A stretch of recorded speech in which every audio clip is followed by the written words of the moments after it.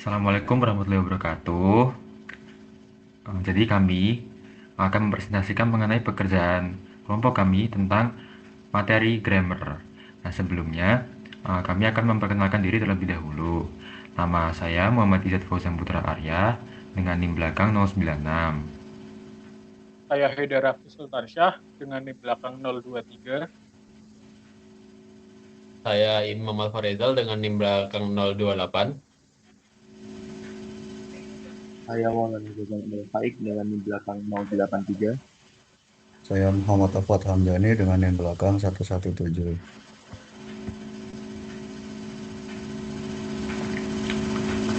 Selanjutnya kita masuk ke materi yang pertama, yaitu tentang pengertian dari bahasa dan konsepnya. Nah, bahasa sendiri itu didefinisikan secara matematis dan dimulai dengan alfabet yang merupakan himpunan simbol terbatas dan tidak kosong. Nah, alfabet ini tuh dinotasikan sebagai sigma. Dari alfabet ini kita bisa membentuk string atau kata yang merupakan urutan terbatas dari simbol-simbol yang ada di dalam alfabet tersebut. Nah, string khusus ini adalah string kosong yang tidak memiliki simbol sama sekali dan dinotasikan sebagai lambda. Nah, himpunan semua string yang mungkin terjadi, termasuk string kosong, itu bisa dinotasikan sebagai sigma yang ada starnya gitu. Nah, secara formal, bahasa itu didefinisikan sebagai subset atau himpunan bagian dari sigma star gitu. Nah, selanjutnya kita masuk ke topik grammar atau tata bahasa. Nah, di tata bahasa sendiri itu ada uh, isinya tuh ada V, T, S, sama P. Nah, V itu adalah himpunan terbatas dari variabel atau simbol non-terminal. Sedangkan T sendiri itu adalah simbol terminalnya. Kalau S itu merupakan variabel awal dari tata bahasa yang merupakan subset dari V. Sedangkan P itu adalah himpunan terbatas dari aturan produksinya. Nah, proses penerapan aturan produksi ini disebut dengan penurunan, yang akan dijelaskan oleh teman saya selanjutnya. Ya. Baik, saya akan melanjutkan tentang materi penurunan. Ya, kenapa materi penurunan ini penting? Karena penurunan adalah proses dasar yang menggambarkan bagaimana sebuah kalimat atau string dapat dibentuk dari simbol awal menggunakan fungsi produksinya tadi. Nah, dari referensi yang kami dapatkan, penurunan dapat didefinisikan sebagai proses pembentukan suatu kalimat dari simbol awal atau yang bisa disebut start symbol dengan cara menerapkan aturan produksi secara berurutan hingga menghasilkan string yang terdiri dari hanya simbol yang hanya terminal. Dan menurut Peter Lynch 2017, penurunan adalah urutan penerapan aturan produksi dari simbol awalan S menuju atau suatu string terminal W. Nah, di sini bisa yang dapat dituliskan sebagai S yang dapat diturunkan menjadi star W, di mana tanda panah dan star itu menunjukkan bahwa string W bisa diturunkan dari S melalui satu atau lebih langkah produksi. Oke, next. Oke.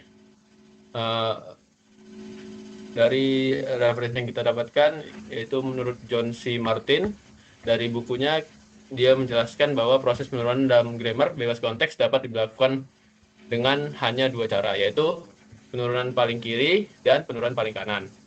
Yang keduanya menghasilkan string terminal yang sama. Sedangkan kalau pohon penurunan itu bukan merupakan proses penurunan, namun merupakan representasi struktural dari proses pembentukan kalimat dalam grammar bebas konteks.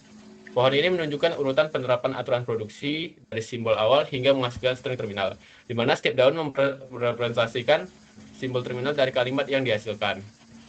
Nah, kalau kita bisa lihat di contohnya ini, kita bisa melihat daun-daunnya dan node-node-nya. Pertama dimulai dari root, yaitu S, yaitu simbol startnya.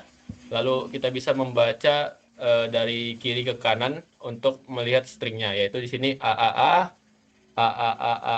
B. Nah, satu hal lagi yang harus diingat yaitu jika John C. Martin menambahkan jika suatu bentuk sentensial atau grammar hanya memiliki satu variabel, maka penurunan paling kiri dan paling kanannya akan identik. Nah, jadi ketika kita memiliki suatu grammar yang hanya satu variabel, maka kemungkinan nanti penurunan kiri dan kanannya akan identik. Oke, langsung aja ke contoh yang mudah dulu. Ya. Nah, di sini misalnya kita diberi gambar G dengan variabel 1 yaitu S dan terminator 2 L dan O dengan start simbolnya yaitu S dengan fungsi P yaitu S bisa menghasilkan LOS dan atau S juga bisa menghasilkan L. Jika diberikan string LOL, maka buatlah penurunan dan buktikan apakah penurunan kiri dan kanannya identik. Nah, lanjut. Next, Mas. Ya, oke. Nah, kita di sini bisa melakukan penurunan paling kirinya, yaitu dimulai dari S. Dapat ya kita bisa lihat saja lah langsung di sini bagaimana penurunannya. Nah, yang jadi poin penting di sini adalah kita bisa melihat penurunan paling kiri dan penurunan paling kanannya, di mana bisa terlihat sangat identik, yang hanya dibedakan oleh perspektif tanda panahnya. Nah, seperti yang dijelaskan oleh John C. Martin tadi, lihat penurunan tree-nya. Penurunan tree ini bisa merepresentasikan bagaimana proses penurunan ini bekerja. Di situ dari leaf-nya kita bisa mendapatkan string LOL sehingga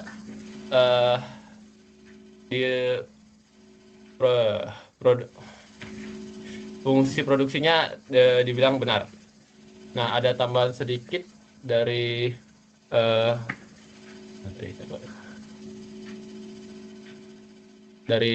John C. Martin yang setelah kami dapatkan, yaitu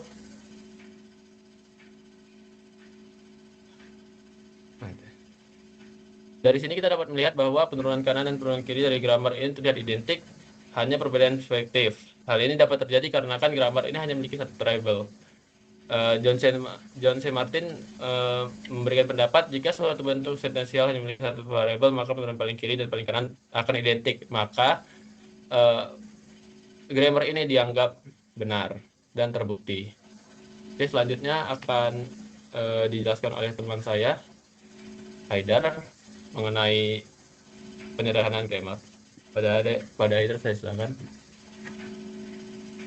Oke, jadi penyederhanaan grammar adalah proses mengubah satu tata bahasa bebas konteks atau CFG menjadi bentuk yang lebih sederhana tanpa mengubah bahasa yang dihasilkan. Penyederhanaan dilakukan agar grammar lebih mudah dianalisis dan menjadi tahap awal dalam pembuatan bentuk normal seperti Chomsky normal form atau Grabatch normal form. Dalam penyederhanaan grammar ini terdapat 3 tahap yang harus dilakukan, yaitu mengeliminasi lambda production, mengeliminasi unit production, dan mengeliminasi useless production. Jadi lambda production sendiri merupakan produksi yang menghasilkan string kosong. Nah, produksi ini dapat menyebabkan derivasi yang tidak efisien, sehingga harus dieliminasi. Cara mengeliminasinya adalah yang pertama, menentukan semua produksi yang merupakan lambda production. Kemudian, hilangkan semua produksi yang merupakan lambda production. Jika suatu produksi, misalnya X, menghasilkan lambda, maka X adalah nullable dan bisa dihilangkan, bisa dihapus, dan tidak akan mengubah bahasa yang dihasilkan. Lalu, jika Y menghasilkan X, maka Y juga nullable karena X sendiri nullable, dan itu dapat dihilangkan. Jika Z menghasilkan X dan terminal A, karena X-nya nullable, maka bisa dihapuskan sehingga hanya menjadi Z menghasilkan A. Contohnya di samping, ada suatu aturan produksi, S menghasilkan A, atau S menghasilkan terminal A dan B, lalu A menghasilkan lambda, dan B menghasilkan B dan A. Nah, karena di sini A merupakan lambda production, maka bisa dihapus. Dan pada S yang menghasilkan A, itu bisa disubstitusi.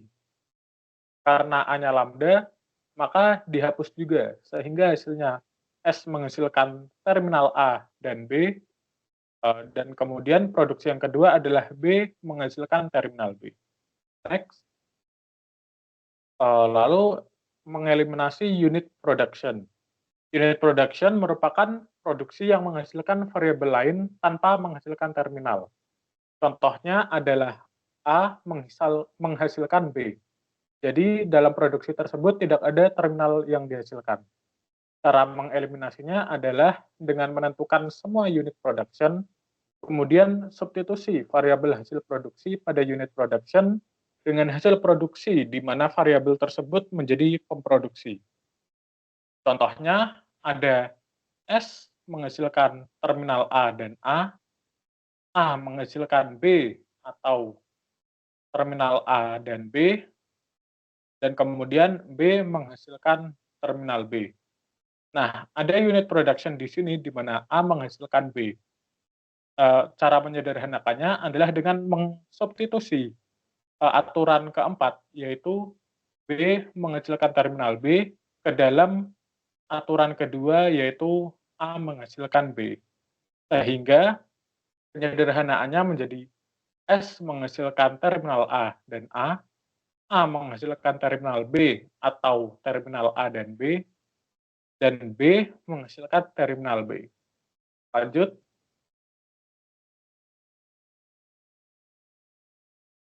Lalu yang terakhir adalah useless production.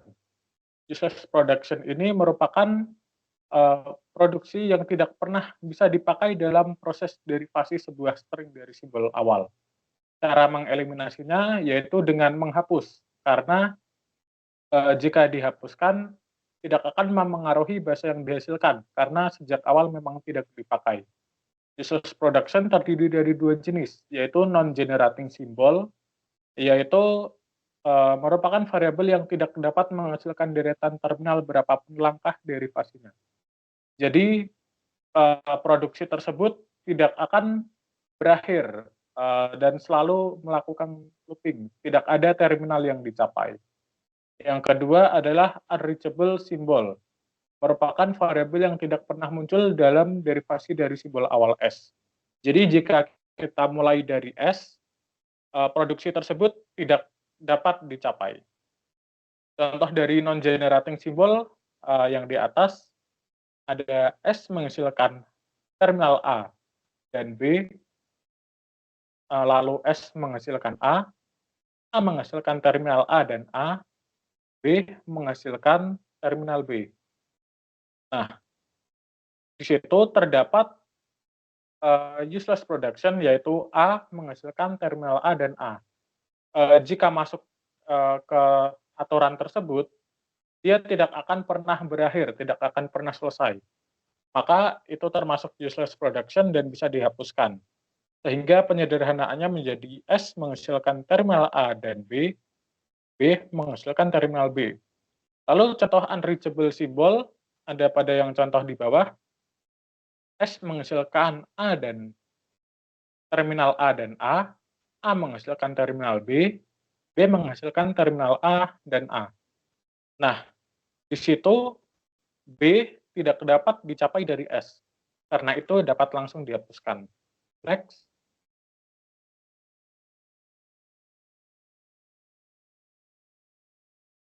Contoh soal. Misalkan diberikan tata bahasa bebas konteks dengan aturan seperti berikut. Lalu kita disuruh menyederhanakan. Bagaimana caranya? Yang pertama kita adalah dengan mengeliminasi lambda production. Dari aturan produksi tersebut terdapat lambda production, yaitu A menghasilkan lambda. Pada tahap pertama, kita hapus A menghasilkan lambda. Lalu pada bagian lain yang menggunakan variabel A, kita substitusi dengan A-nya lambda, atau artinya A-nya dihilangkan. Jadi pada S menghasilkan terminal A dan B, itu bisa kita hilangkan seperti hasilnya di bawah. Kemudian pada tahap kedua adalah dengan mengeliminasi unit production. Terdapat unit production yaitu S menghasilkan B. Nah, itu kita substitusi dengan aturan produksi B, yaitu B menghasilkan AB. Jadi kita substitusi S menghasilkan B dengan B menghasilkan AB. Sehingga hasilnya adalah S menghasilkan terminal AB, seperti di bawahnya. Kemudian langkah terakhir adalah dengan mengeliminasi useless production. Terdapat useless production yaitu C menghasilkan AB. Useless karena ini tidak dapat dicapai dari dari variabel S awal. Maka dari itu bisa langsung kita hapus saja C menghasilkan terminal AB. Hasilnya seperti di bawah. Nah, jadi itu sudah merupakan aturan produksi yang paling sederhana, yaitu S menghasilkan terminal A, AB, atau S menghasilkan terminal A, B, atau S menghasilkan AB. Lalu A menghasilkan terminal B dan B, dan yang terakhir B menghasilkan terminal AB. Kemudian materi yang selanjutnya akan dilanjutkan oleh teman saya, Rofat.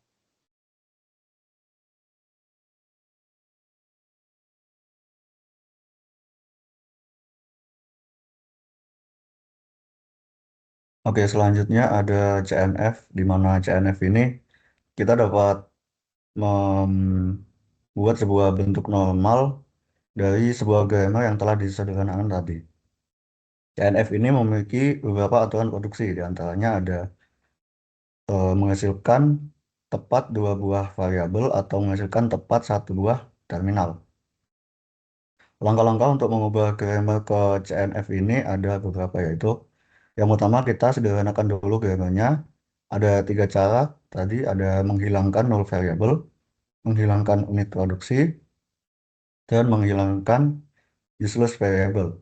Kemudian jika sudah sederhana, kita akan membuat variabel baru untuk terminal, dan selanjutnya membuat variabel antara sampai memenuhi CNF. Next. Kemudian di sini ada 2 contoh grammar. Yang pertama ada di sebelah kiri, ini sudah memenuhi CNF karena setiap produksinya memiliki tepat 2 buah produksi atau tepat 1 buah terminal. Sedangkan yang di sebelah kanan ini tidak memenuhi CNF dikarenakan untuk produksi pertama ini memiliki 3 buah variabel, di mana seharusnya hanya tepat 2 buah variabel saja. Dan yang kedua ada terminal A diikuti dengan variabel C. Ini juga tidak memenuhi CNF. Kemudian yang produksi keempat di sini memiliki 2 buah terminal, padahal seharusnya hanya 1 buah. Next.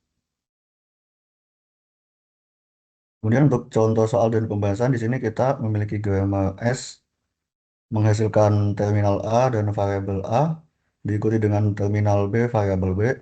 A menghasilkan terminal A variabel A atau A menghasilkan terminal A. Kemudian ada B menghasilkan terminal B dan diikuti variabel B, dan B menghasilkan terminal B. Next. Oke, karena grammar ini sudah sederhana, maka kita lanjut ke step membuat variabel baru untuk terminal. Di sini kita inisialisasikan TA menghasilkan terminal A dan TB menghasilkan terminal B. Maka kita dapat mengubah produksi pertama menjadi S menghasilkan variabel TA diikuti dengan A, TB, dan B. Kemudian A menghasilkan variabel TA diikuti dengan A, atau A menghasilkan terminal A. B menghasilkan variabel TB dan B, atau B menghasilkan terminal B. Kemudian TA menghasilkan terminal A dan TB menghasilkan terminal B. Next. Kemudian karena untuk produksi pertama yaitu S menghasilkan TA, A, TB, B, di sini memiliki 4 buah variabel. Kita akan mengubah ke dalam bentuk CNF dengan tepat 2 buah variabel. Caranya adalah kita inisialisasikan variabel antara, yaitu kita misalkan V1 menghasilkan TA dan A, kemudian V2 menghasilkan TB dan B. Maka final grammarnya menjadi S menghasilkan V1 V2, A menghasilkan TA A diikuti dengan terminal A, kemudian B menghasilkan TBB atau B menghasilkan terminal B, TA menghasilkan terminal A, TB menghasilkan terminal B, V1 menghasilkan variabel TA dan A, kemudian V2 menghasilkan variabel TB dan B. Selanjutnya untuk materi DNF akan dijelaskan oleh teman saya, Faik. Oke, di sini saya akan menunjukkan di bagian Greenbach normal form. Ini adalah salah satu bentuk normal lainnya selain punya Chomsky. Di sini Greenbach normal form dinyatakan sebagai bentuk normal di mana sebuah variabel non-terminal hanya menghasilkan terminal atau terminal lalu diikuti dengan simbol non-terminal. Langkah-langkahnya adalah menggunakan variabel 0 jika ada, lalu menggunakan unit produksi, lalu membuat variabel baru untuk terminal.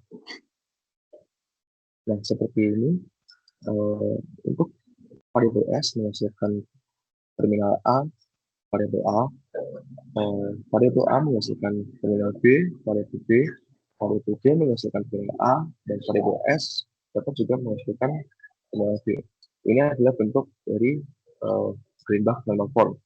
Tetapi untuk yang bagian kanan ini bukan, karena pada produksi ya variabel S menghasilkan variabel A, variabel B ini tidak diperbolehkan karena bentuk normal dari Greenbach mengatakan bahwa suatu aturan harus diawali terminal.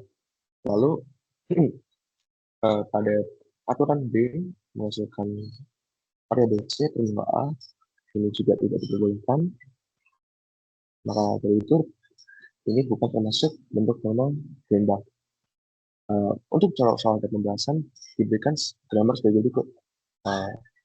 Variabel S menghasilkan terminal A, variabel A, terminal B, terminal A, lalu variabel A menghasilkan terminal A, variabel A, atau menghasilkan terminal B, variabel B menghasilkan terminal A, terminal B, variabel B, atau terminal A. Jadi pertama-tama membuat terminal baru ya, untuk yang di belakang-belakang ini. Jadi dibuat terminal baru untuk TA, lalu TB menghasilkan B, sehingga didapatkan grammar finalnya ini adalah A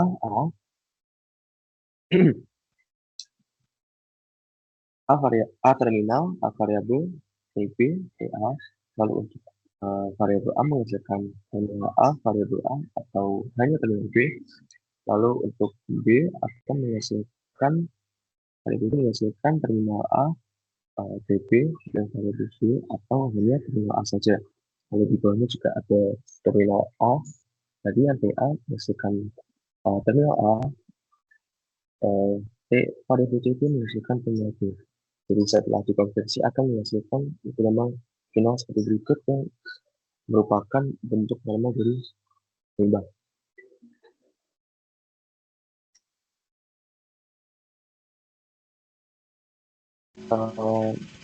Sekian dari presentasi kelompok kami. Akan saya alihkan kembali ke teman saya, Iza. Oke, mungkin cukup sekian presentasi dari kelompok kami. Apabila ada kesalahan, kami mohon maaf yang sebesar-besarnya. Wassalamualaikum warahmatullahi wabarakatuh.